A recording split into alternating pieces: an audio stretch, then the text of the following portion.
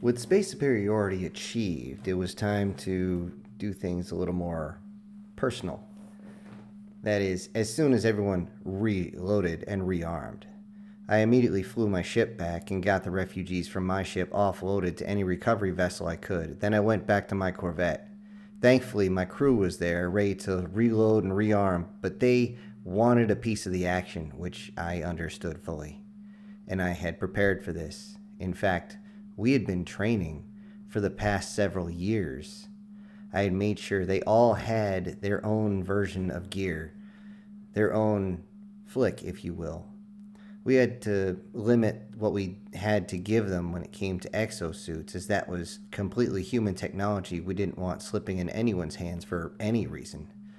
But they would have their body armor, they would have their own optics, they would have their own weapon, and they would have, of course, the few explosives. Though they didn't throw, they called them death orbs, I find that funny, but they don't throw grenades very well. We made sure they had something close to it. Usually they just supplemented with flashbang grenades because throwing a cylinder for them was a whole lot easier than throwing a ball. It's just part of their genetics, I guess. That being said, once we were ready to rock and roll, I sent my signal up to Fleet Command. We were slowly, very slowly, drifting towards the planet. We weren't sure what they had for ground-based weapons, and if they had anything compared to what we had, we did not want to get our big ships very close. On Earth, we had some ground-based space assault weapons. They are basically giant cannons that use the magnetic power of the planet to actually fire. It's kind of freaky how the engineers, I swear, evil geniuses. Yikes, these guys, I swear. All in all, we were ready to rock and roll. I told my crew that they could take the other ships, but they would have to actually land and keep at least one person on board. They wouldn't be able to jump down. I got a hold of Fleet Command and I asked them, in fact, begged them to be on the first wave of pods going down. No go, they were full. What about the second wave? Nope. Third? At that point, the commander actually got annoyed with me. Sir, we will not allow you to go down the first group, or the second, or the third. We are completely locked up, and you know as well as I do, we do not just shove somebody off of the pod just because some officer thinks it'd be a good idea to have a mustard stain. For those that don't know, the mustard stain says you jumped into combat. I remember back when I was a kid hearing about how some officers had done this back a long time ago before we were taken into space, and it annoyed the hell out of me. Once this became common knowledge, it also became common that you would never, ever do something like that. Later on, I got into my ship. I didn't have any gunners. I didn't have any crew. I had to do everything myself. The turrets themselves can be automated by me, but I wouldn't be able to focus on everything at once as well as I could focusing on 2 or 3 items. The human brain still has limits. Although it wouldn't be too hard for me to operate the turret systems, but once we were in a terrestrial battlefield, the turrets are almost completely useless until you get to air-to-ground combat. Once they're there, then the turrets become very, very effective. But fighting your way through the atmosphere, not so much. I called in. It's Piranha 6 Actual. I'll take point. Heading down to the planet. Key in my location. All Piranha units. Fall in with me. Spindle formation. Prepare to break atmosphere in 10, 9, 8. I didn't have to count anymore after that, as everyone was already lining up behind me. I could see in my own sensor array that everyone was falling into perfect formation, and we were beginning to lock our systems together. With this, we not only used ourselves, but we used a little bit of AI that we had been using to make sure that we didn't duplicate or triple up on any potential targets. And a good thing too, because as soon as we broke the atmosphere, we saw all sorts of fun coming up to play with us. Any terrestrial aircraft capable of fighting was in the air, and they just turned their noses towards us. They must have known exactly where we were coming in because there were just so many. I called in, this Piranha 6, everyone link in. I say again, link in targeting systems, prepare for volley. And with that, every single system began to link together. When running through your own head through the implant, this is actually very, very painful, as everyone's trying to be the dominant personality and the not dominant personality at the same time. Will tear you apart if you're linked in for too long. Thankfully, you only have to be linked in for about 20 seconds. Usually it's less than that, and you can handle the pain after that. Everyone, prepare for volley. Safety's off. Firing volley in 3, 2, 1. Fox 3, Fox 3, Fox 3. All missiles away. And with that, every single missile on every single pylon or dropping out of every single ship began to fire. They began tracking every single one of the aircraft that was coming up. It didn't matter if it was anti-gravity, rotor wing, fixed wing. I don't care if it was somebody just flipping a PT belt over their head and trying to act like a whirlybird they were locked onto. And we saw an unbelievable amount of explosions. It looked like a fireworks display as all these ships began to blow apart. Some of them just grazed as they slowly made their way down, ejecting the crew on the way down. Surprisingly, they had their own version of parachutes, which made sense, of course. Other ones were direct hits. Other ones tried to use some sort of decoys, maybe a flare or two, because, of course, you can use that inside an atmosphere, and it'll actually work. And all in all, when the calculations came in and I screamed out, targets destroyed, detach. I say again, detach, sync. Unsync with everyone. Detach now. And with that, everyone broke away. So I'm sure everyone at that point was trying to shake off the pain going through their skulls. And we sat there and watched as all these planes just exploded in a strange ripple as they seemed to hit from the center and work their way out, farther and farther out. Some of them blowing up into big balls, other ones just becoming a piece of smoke in the atmosphere. Some trying to get away and then taking a missile right up the butt. And with air superiority achieved at that point, I simply gave the call. Everyone's got the coordinates. It's Piranha 6. The word is given. Weapons free. I say again, weapons free. And with that, everyone cranked their engines up. Everybody wanted to be down there and make their first strafing run before the pods came in. The weapons free call was not just for us. It was for the ships in orbit to release the pods, and the pods move a hell of a lot faster than we do, especially coming down. That is, until they launch their chutes, and then they slow down a lot. Our job was to make sure that the gunners were busy targeting us and not targeting the pods. The pods had to reach the surface. As I got close, I could see many groups being led this way and that, some hiding in plain sight, but I wanted to focus on mainly just the guns. Everyone knew you had to focus on what was firing at you because we did not want to take out the Zells. We were here to liberate them, not to kill them. And with that, I came down low and I actually strafed between buildings, cutting down towards what they consider a main road, hitting my afterburners and throwing myself back into the seat, just about feeling my heart crush against my spine as I'm up 2Gs, 3Gs, 4Gs, 5Gs. Holy crap! As I'm just trying to cause a blast wave down the road, pulling the stick back as hard as I can, as well as giving the order through my command implant. I raised the nose up straight, and the afterburner did exactly what it was supposed to do, and it sent a boom and shook the living crap out of the buildings. Everyone inside, either the building fell down or they lost their footing, or in some cases, both. Either way, that area, at least for the next 10 to 20 seconds, would not be firing at our pods. And as my nose went up and the G-forces were pushing, I turned my head ever so slightly, and I could see the pods coming to the ground. And as I eased off the throttle just a little, I said to myself, all right, boys, go get them. And as I was going, I had to make sure I looked forward because other pods were coming my way, ducking and weaving just a little bit not to hit them as they... whipping past me. Then, of course, I killed the throttle, took a deep breath as I could finally breathe again, and let myself drift back down, tilting the nose of my ship back towards the bottom.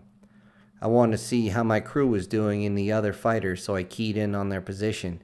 Those sneaky little shits, I swear, they're just as mean as us, I guess.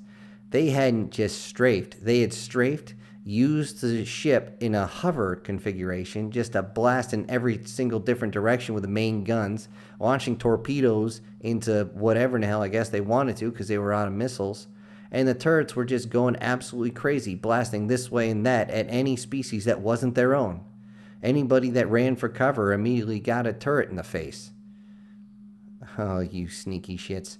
I got on the radio. Hey, either land it or fly it. Don't sit there. You're gonna get... Unfortunately, before I had a chance to say anything, they took a hit right to the port engine.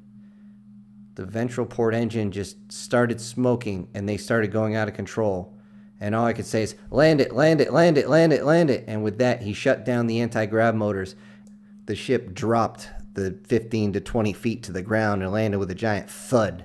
I'm sure the ventral motors were crushed at that point, but it's pretty clear that the entire ship was still basically intact. How could I tell? The turrets were still blasting away, just any which way from that. I tried to get close to try and see what was going on, but unfortunately I was catching way too much flack on my end.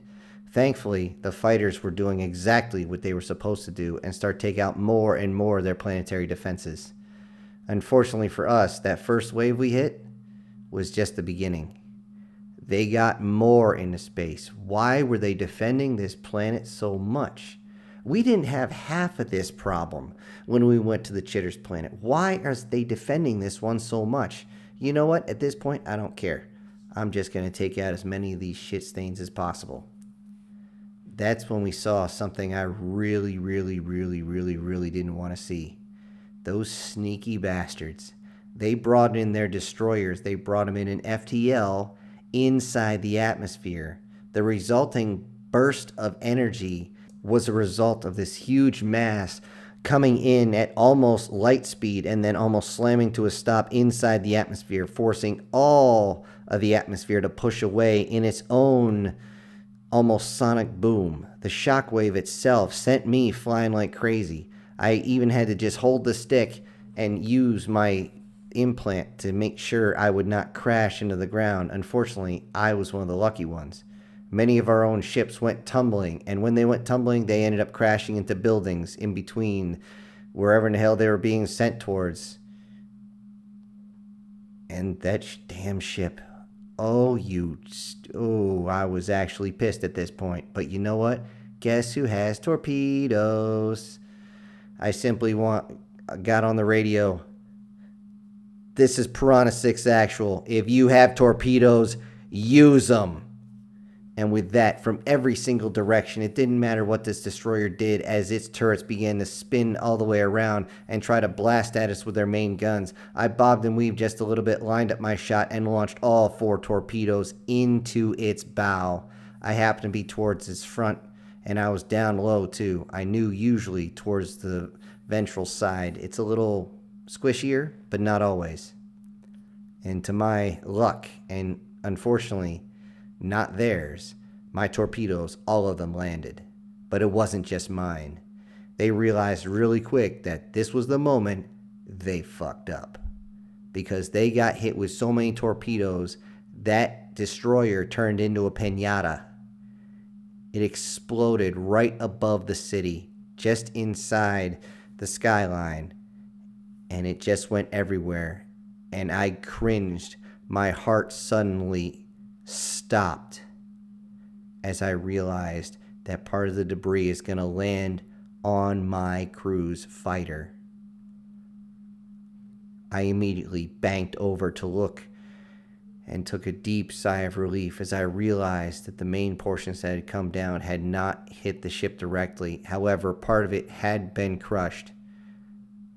And as I came by, I zoomed in and looked, and sure enough, they had opened one of the hatches and they were climbing out. And as they climbed out, they took their weapons and they took the fight to those on the ground.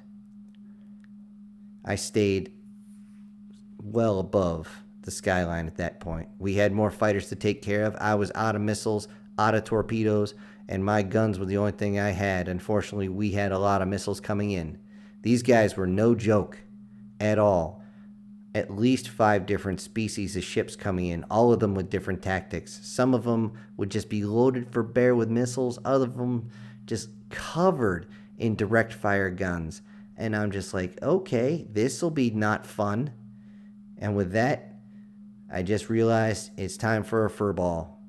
And it was moving, ducking, banking, cranking this ship as hard as it would go, pushing it right to its absolute limit and pushing myself as well. I might be in this exosuit, but G-forces are G-forces, especially inside an atmosphere. I could actually feel bile and blood coming up my throat at one point. As I cranked as hard as I could, I took a little look and I pushed myself all the way to 7 Gs. Oh crap, too much more and I am going to be dog food. Coming back around, thankfully I ended up right next to my target. As he flew right in front of me, I let go of the pulse weapons and they cut into his ship. For his luck, though, I only caught part of him, and it was enough for them to eject, but his aircraft went tumbling down into the edges of the city. Again, back and forth. Thankfully, we had space superiority. They couldn't hide up in space, but guess what? We could. If things got really bad and we couldn't shake somebody off our tail, we had 2 choices. Either we could dive really, really fast, and if they tried to follow us, we had our anti-grav motors that we could actually stay off the ground with, and if they were simply a terrestrial fighter, they may or may not have the ability to pull up in time. Or we simply pointed our nose to the sky, cranked the throttle, and got out of Dodge City. And at that point it was. For the next 3 hours, that battle raged. But eventually, those that had held the Zells faded away. There was nothing that they could do, not in the skies. On the ground, I could hear all the comms traffic as they started screaming where they needed reinforcements, where they needed a strafing run, calling in any type of fire mission, but we didn't have any artillery on the ground yet, and we weren't firing from our ships, these morons. I don't care what type of code you put behind it. I don't care if you're the general's son. I don't care if you're the general's daughter. I don't care if you're the general yourself. We're not firing from our ships down onto the planet. Not on a friendly planet. No frickin' way. So it was up to us who were flying around, ducking and weaving, to make our way across and to take out the enemy resistance from the air. Which is a lot harder when you're moving at the speed of Mach fuck. We are not low and slow fighters, these things. Though they had anti-grav motors and we could hover, hovering in a combat zone is just a very, very quick way to end up dead. However, towards the end of that 3 hours, we heard a call on the radio that made us all smile and cheer. The call was, Dust 1 recovered. I say again, Dust 1 has been recovered. Correction. 5 Dust 1s have been recovered.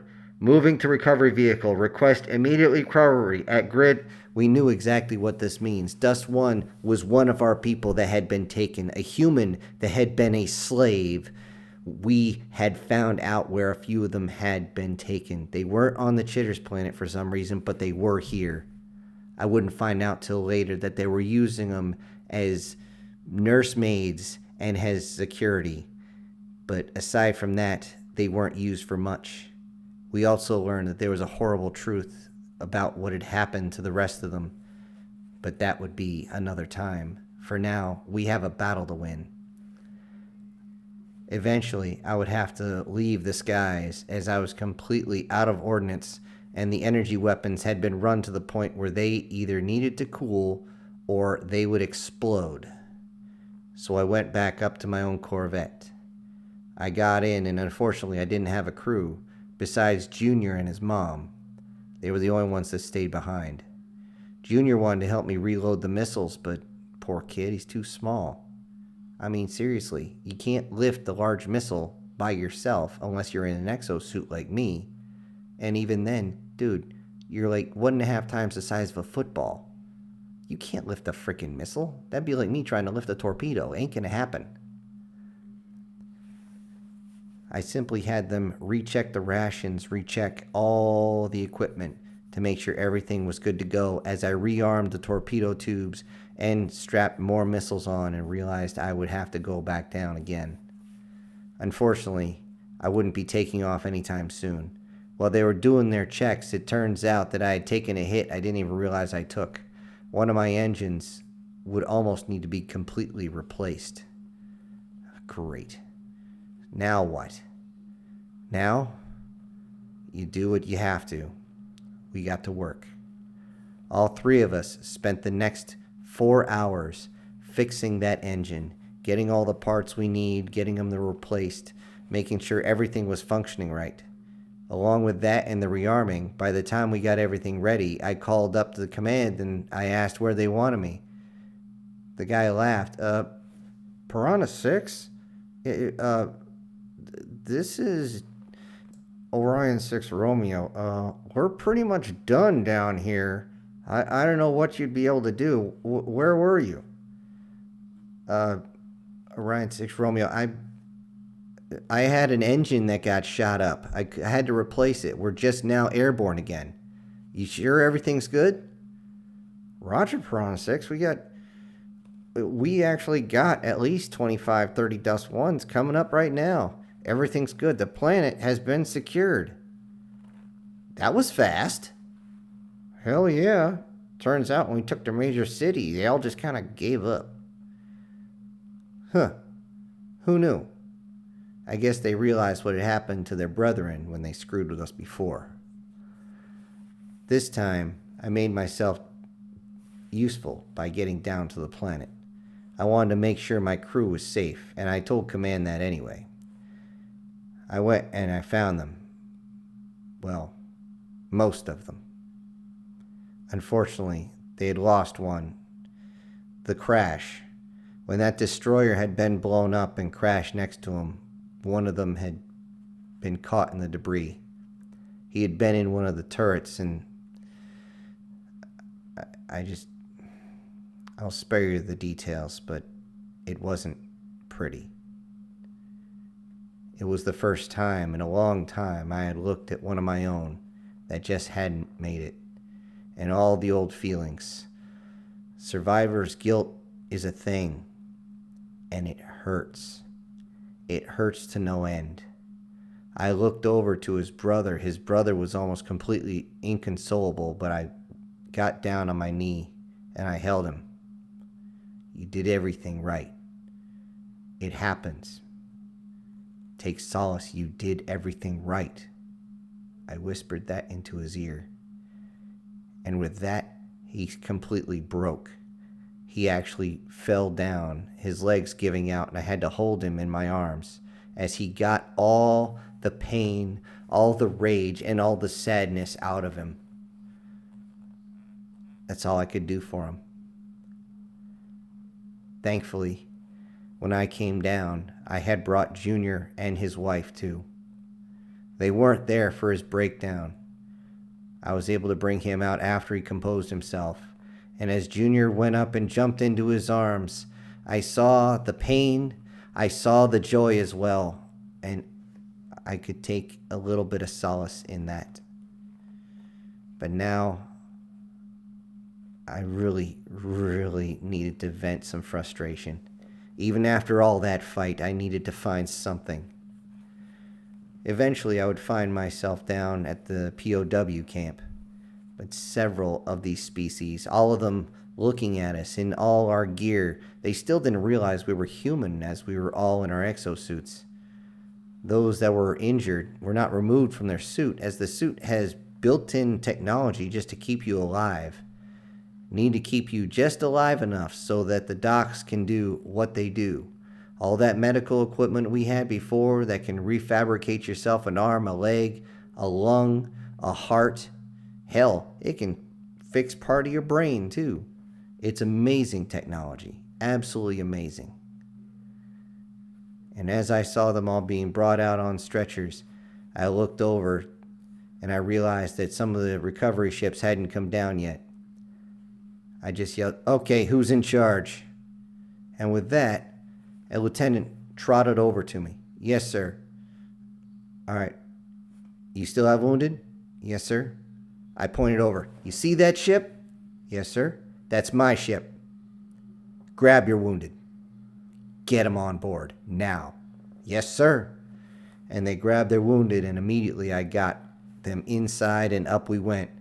At that point, I started shuttling as many of the wounded I could back to the hospital ships. The medical frigates themselves were extremely hard at work, and I give a hat tip for all those folks for the lives they saved. It didn't matter if they were friendly, allied, enemy, and especially humans. It was just an amazing dance that they were doing. And they would be there doing that dance for days. And during that time, once we got the last of our wounded up, I went back down. And this time I would look around to see the actual devastation. And as I walked around and saw it all, I couldn't help but feel a certain way. All this destruction, because one species believed itself above that of another. But it wasn't just the Zell. It might have been their home planet, but other slave species were there as well. We found plenty of chitters, and we found many of those demon-looking folks, which I would find something very interesting about them. All in all, it was just beyond unreal to see it all. But one of the biggest surprises of that entire day, and it was full of surprises, was as I passed the POW camp, I saw a form I never thought I would see again. And I walked up to the fence, and I looked at that lizard bitch. She was there. She was cradling her arm as I realized that she had been damaged and what looked like it had been broken. She hadn't been shot. But she looked at me, and then she cocked her head. It's almost as though she knew it was me. And as I stared at it through my polarized visor, she walked up. "What do you want? You come and take advantage of us. You don't even trade, you just kill us." I didn't say anything. I just stared. At complete astonishment at the complete lack of reality in this thing's eyes. It didn't realize that we were not the aggressors here.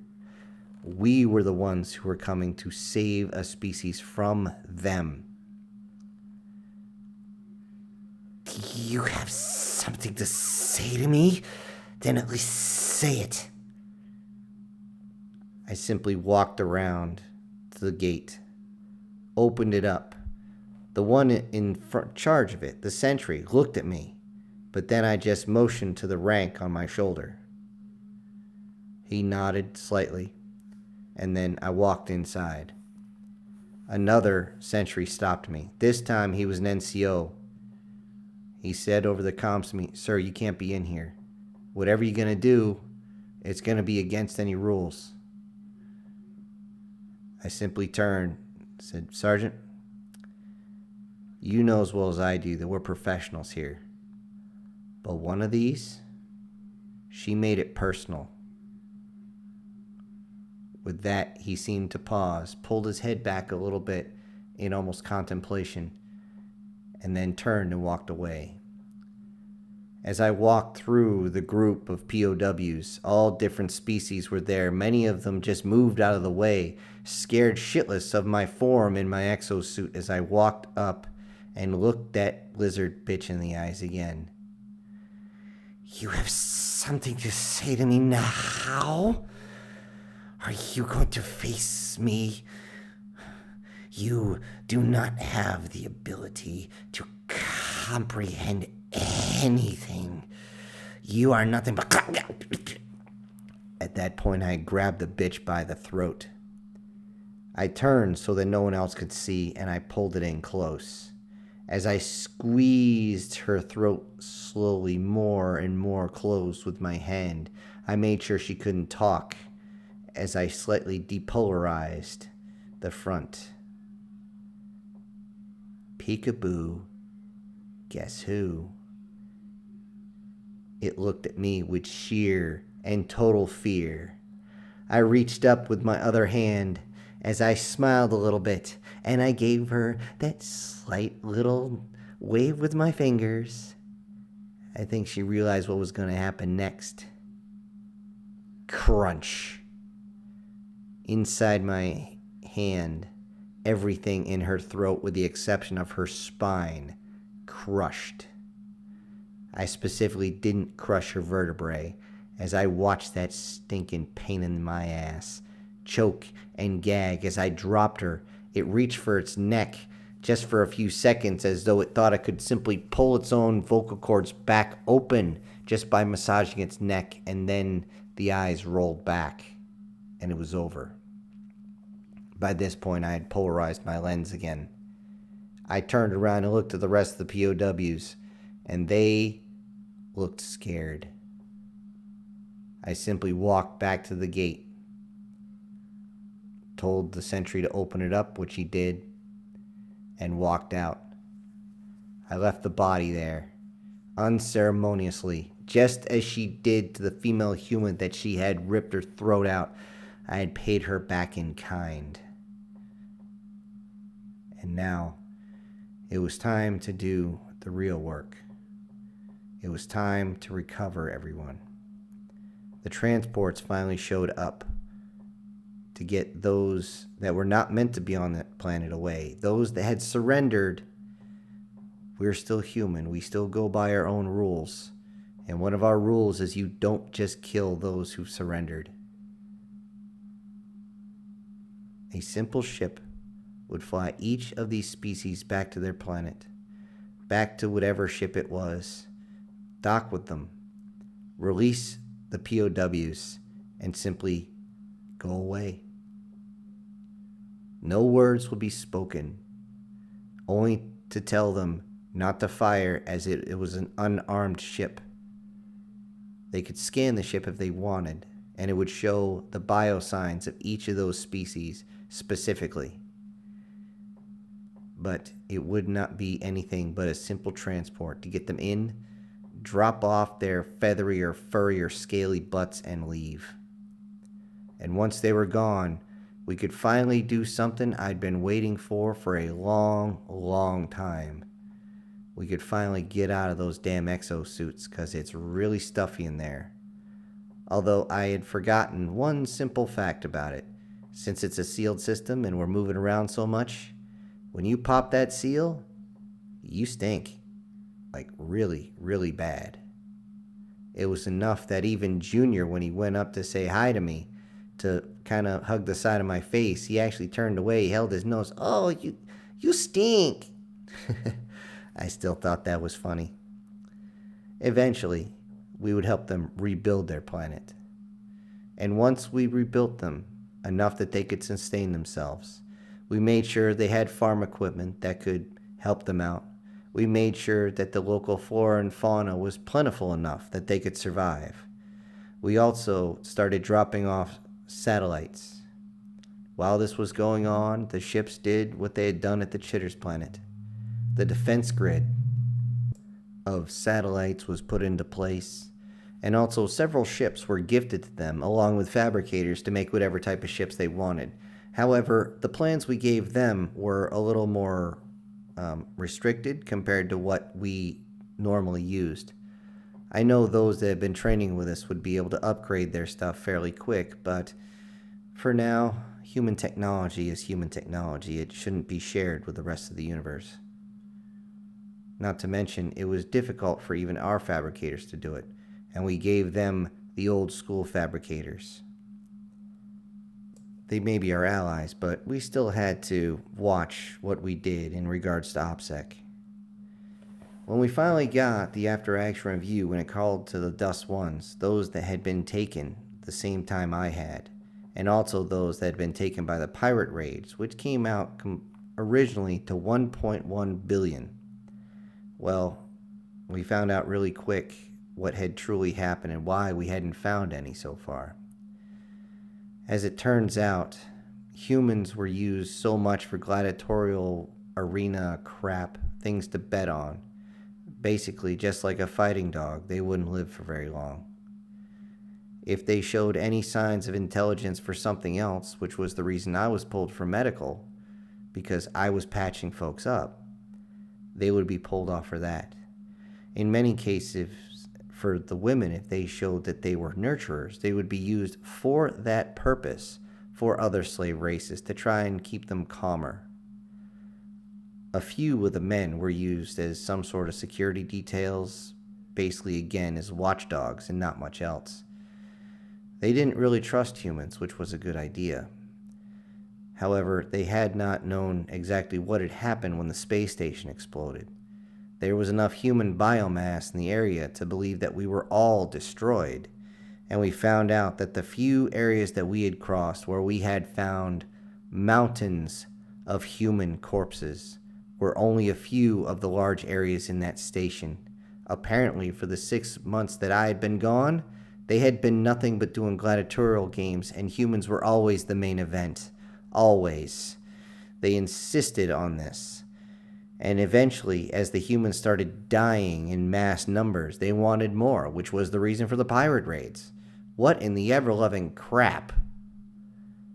Couldn't they just get their jolly somewhere else? But no. Humans became prized for a few other things as well. Especially humans that either fought well or were attractive by a different species standard. Oh boy. We found out what happened to a lot of the young ones. And when I say young, I mean very young.